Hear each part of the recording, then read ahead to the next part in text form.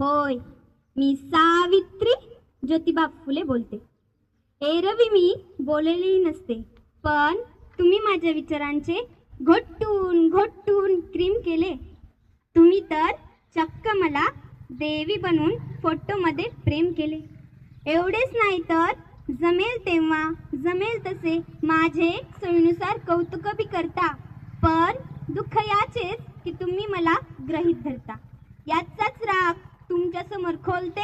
होय, मी सावित्री ज्योतिबा फुले बोलते.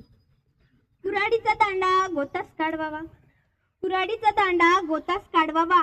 सगळ्या गोष्टी डोक्यावरून गेल्या. उठता बसता सांगता त्याच पैमान झाल्या. असं होतं मला कुठं माहित, मला कुठं पुढचे दिसले होते. एका वेगळ्या जगासाठी मी शिवशाप दगडांबरोबर शेणही सोसले होते. तुमच्या शब्दात सांगायचे म्हटले तर रात्रंदिवस घासले होते. आज मी कसले घाव झेलते. होय, मी सावित्री ज्योतिबा फुले बोलते. आम्ही तुमच्यासाठी शाळा काढली. ही कोणती उपकाराची भाषा नाही. आजच्या पादार समाजसेवेसारखा हा बँड बाजा अगर ताशा नाही. मी विसरून गेले होते की कोणकोणत्या वेळी पचावले आहे. हल्ली मात्र तुम्ही आणि आमच्या आत्मसन्मानाने वसले आहे. म्हणूनच तुमच्या या भरल्या कानी हे गरण घालते.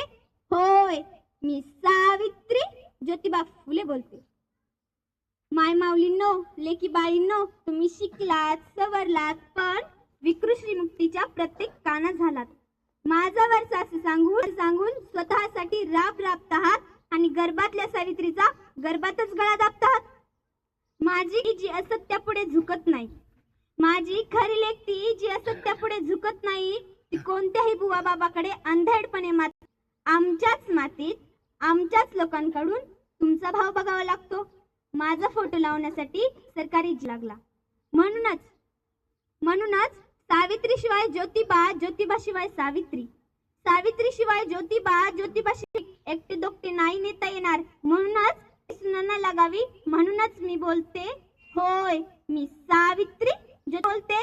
होय, मी सावित्री ज्योतिबा फुले बोलले.